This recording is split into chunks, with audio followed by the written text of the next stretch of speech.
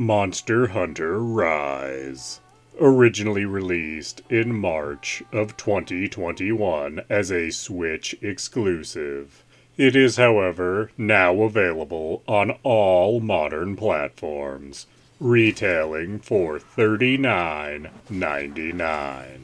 Monster Hunter Rise follows the same structure as all Monster Hunter games. You are a new hunter, and you need to solve all the problems a village has, at least concerning monsters. Although they aren't really monsters as such, they are simply very large, very dangerous animals.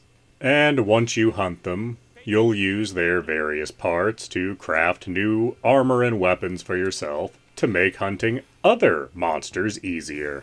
And you have a lot of options when it comes to making both weapons and armor. It's foolish and very grindy if you try to make everything, so try out a few weapons on simpler missions and see what works for you. Regardless of what you end up picking, odds are you're going to have to redo hunts multiple times to get parts you need for crafting. Hunting is, however, the main focus of this game. And most of the time when you're hunting one of the large monsters, there's usually another large monster in the same place. And sometimes monsters will fight one another, which you can use to your advantage. And if you happen to kill the other monster that wasn't in your mission, you can still harvest parts off them. You'll also hunt in several different locations. And as new locations unlock, the same thing will keep happening over and over. First, there'll be a couple of missions in that area to either harvest resources or hunt smaller monsters. Then you'll start getting missions to hunt the big monsters in the area. After you do enough missions, you'll get an urgent request, which upon finishing will unlock the next tier of missions. And there is no one way to go about any given hunt. You can spend time crafting a bunch of tools to make hunting easier. Or you could just run in, pull your weapon out, and bash the monster into submission. Or you can try to trap the monster instead of killing it. It all depends how you want to play.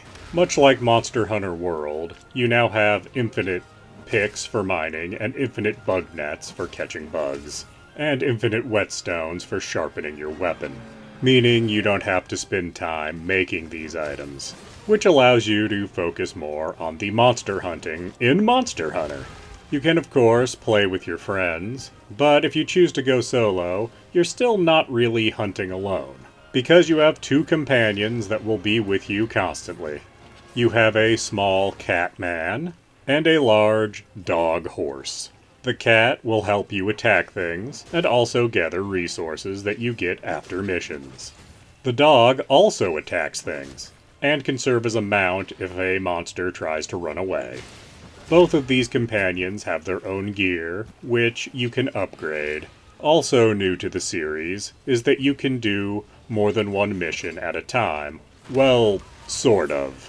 In addition to doing a main mission, you can take up to 5 optional missions at the same time. So while you're hunting the big raptor, you can also be doing a mission for harvesting 5 plants, or mining for ore so many times, and various other mundane tasks. These optional missions reward you with items, which can eliminate at least some of the grinding you'll have to do.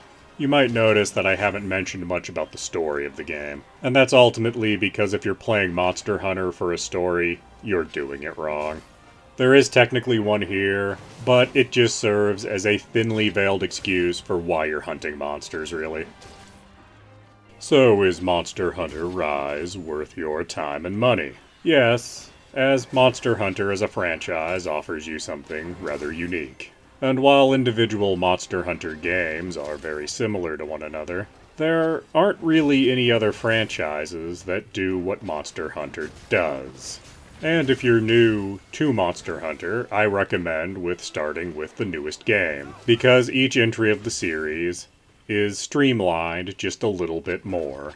You used to have to make your own tools. Now you don't need to bother. It used to be you could play multiplayer, or you could play alone. Now, even when playing alone, you have 2 companions with you at all times. This serves to make the game just a little bit easier. a little bit more approachable, at least at first. but still allows the game to be hard enough that you feel some sense of accomplishment after hunting a big monster. So yes, Monster Hunter Rise is worth your $40 on whatever platform you prefer to play on.